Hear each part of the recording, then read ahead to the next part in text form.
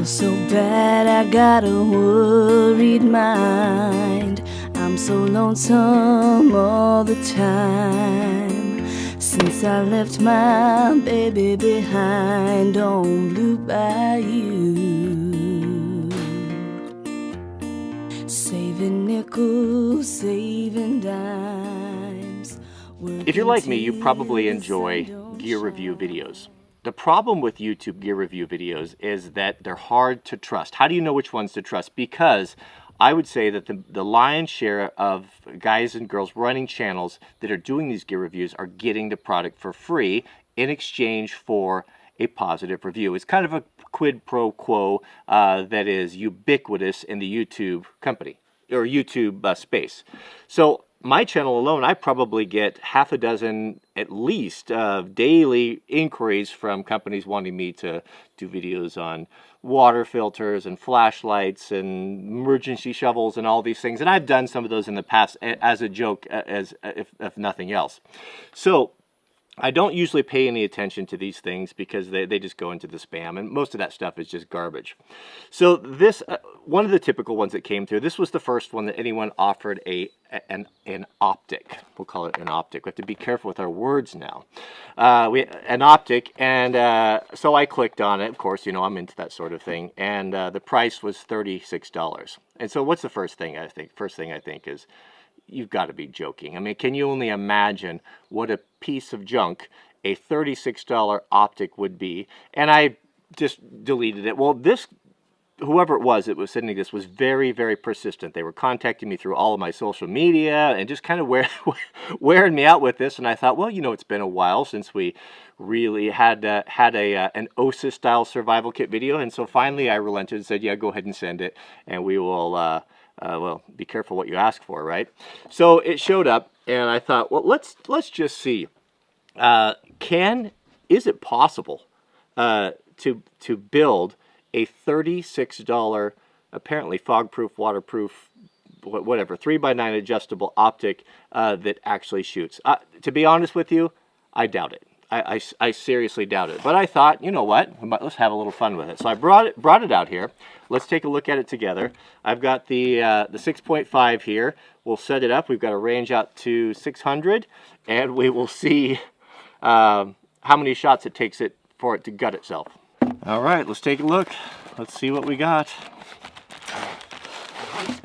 $36. All right, we got some instructions. So it's not in bubble wrap or anything, so they are somewhat confident about its durability. We've got an Allen wrench. It even comes with mounts.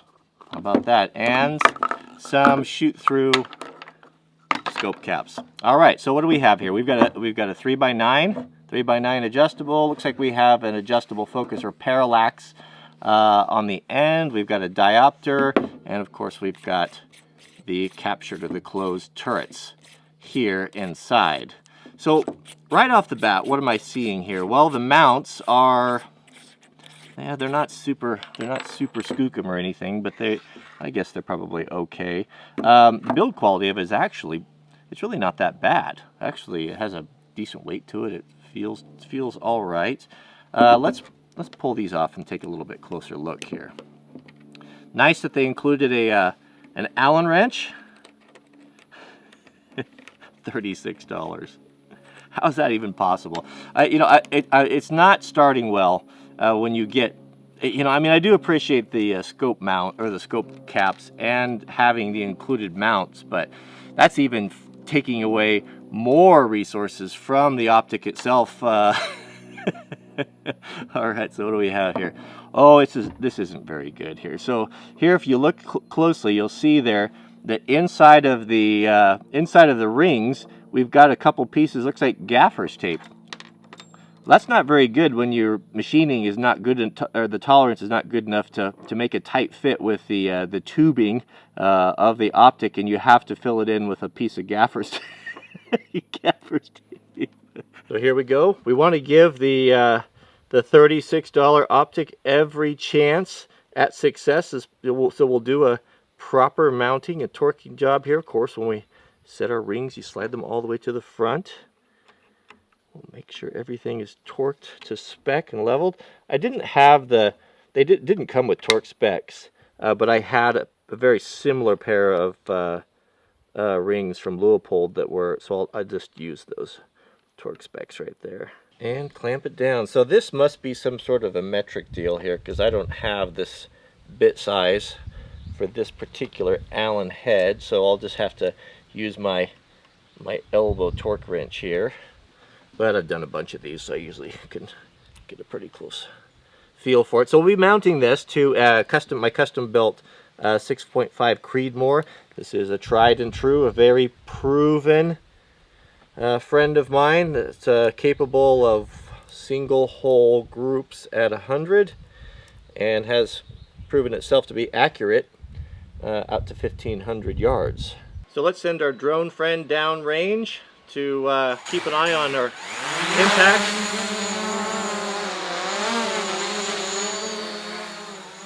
So I changed my mind on the 100. Let's start at 25 because I don't have a bore sighter and I have no idea where we're at. Sometimes it's a little bit easier to get on paper at that shorter range. If we can get it kind of dialed in, if it'll even hold 0, we can then push it out. I've got the solid dope on this gun out to about 800. So this is more of a hunting type of an optic, less of a tactical one, but we'll see here. All right, so we're at 25, and actually the crosshairs are pretty much what you'd expect. I like them. They're just kind of a basic hunting style, and we have it's reasonably clear. It's not too bad at all. Let's see if we could get on paper here. We're gonna boy, I'm taking a risk here. If I'm off, what's the chance of me shooting the drone?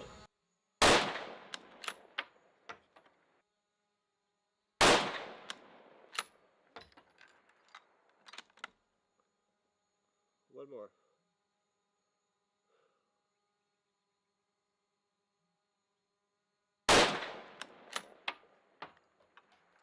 All right.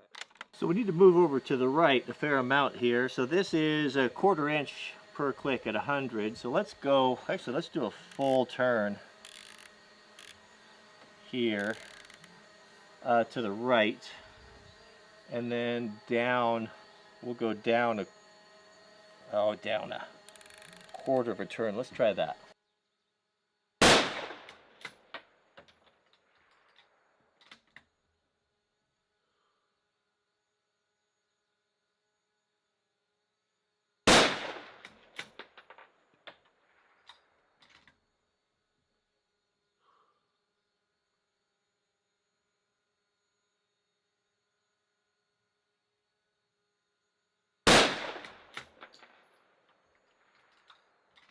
So we'll do a 1/4 turn to the right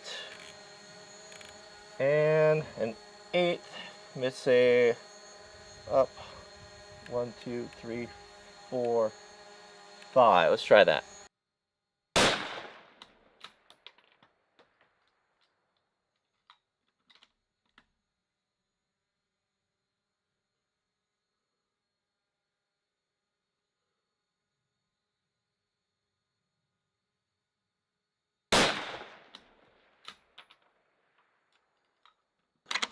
Okay, we're good up and down. We're going to move to the right just a bit.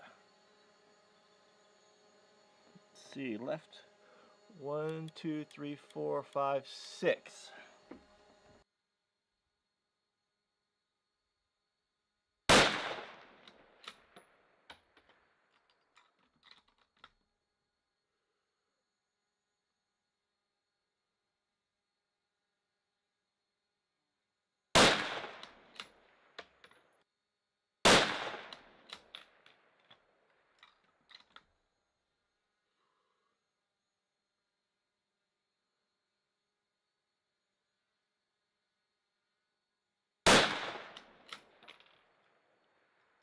One more.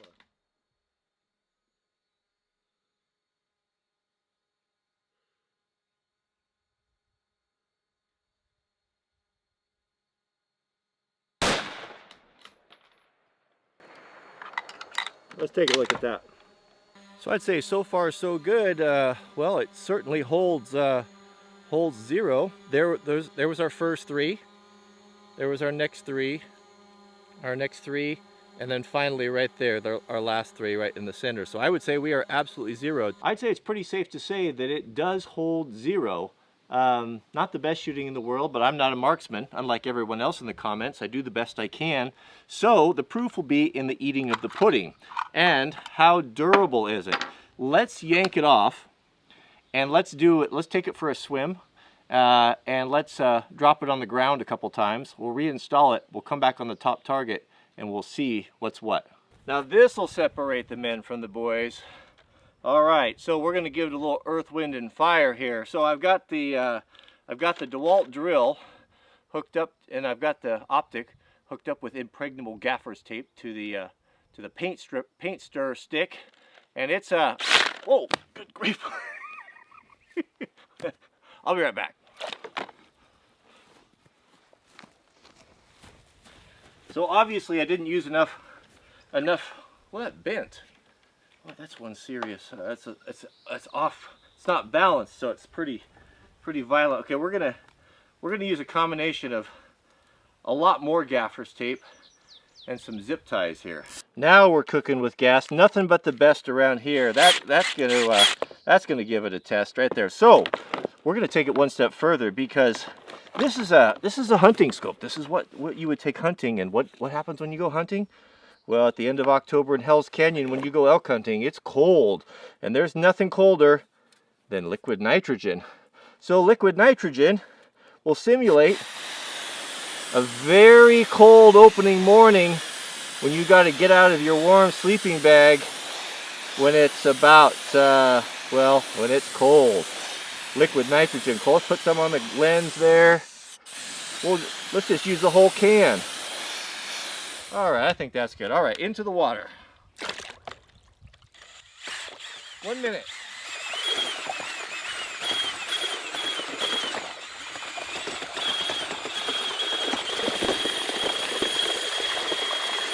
All right, so that's roughly a minute, give or take. Does everything still work? Still works. Actually, it feels a little bit better. Do we have water inside?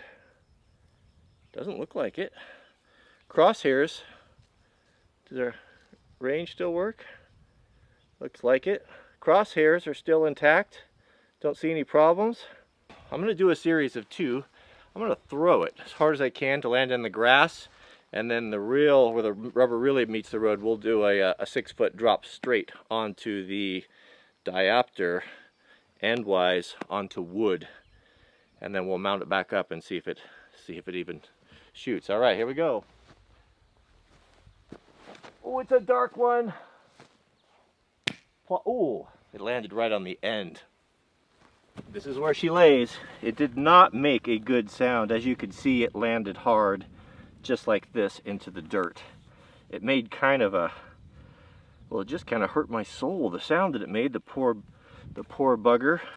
I do like it a little more than I did when I first opened it. All right, here we go. So we're going to drop onto the diopter right there. I'm going to screw it in, and we'll just do 6 feet right there, right on the end. This is a, see, some people may say you should drop it onto concrete this way, but I think that that's just a little too much. All right, 3, 2, 1. Boom! Oh, oh, oh.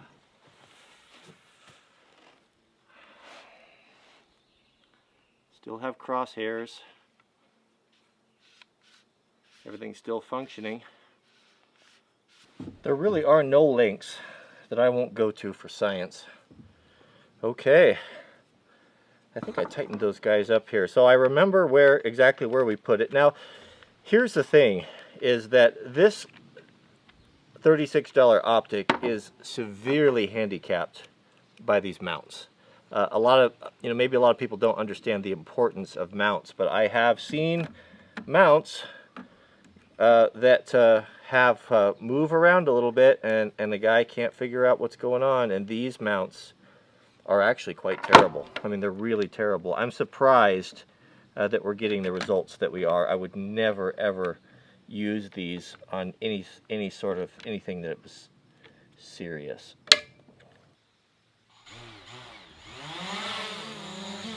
All right, friends, here's what we find what's what.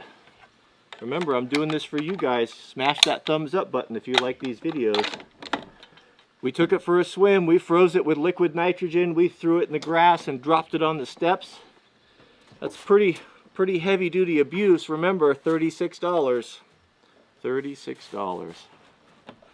All right, we're gonna go for it. We got our drone friend in place. We got him ready to go. We'll do my best here. Turn our magnification up to 9. Set our parallax. Fancy word for focus. Still clear. A little bit of dirt in there, but not bad. I really have some concerns about those mounts, but that's what we got. They wouldn't send them if they didn't want us to use them, right? All right, going for the top bullseye.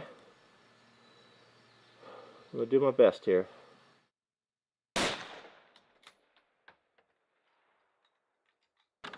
Don't know if we're on there.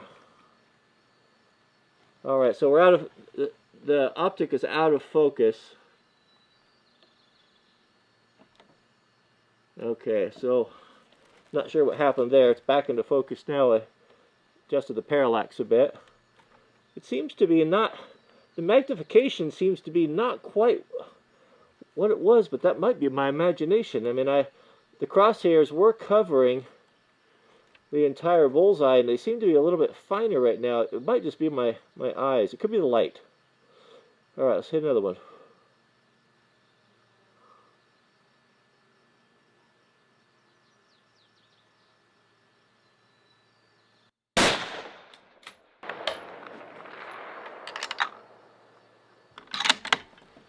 All right, can't tell anything without 3.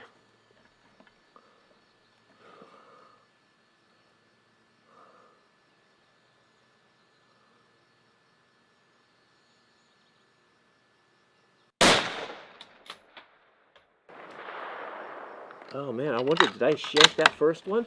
It's possible. Let me get one more, and that'll tell us a lot.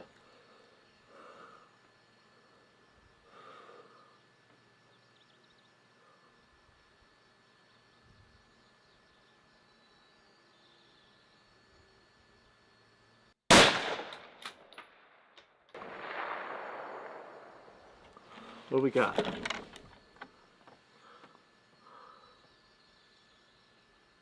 All right, so what do we learn?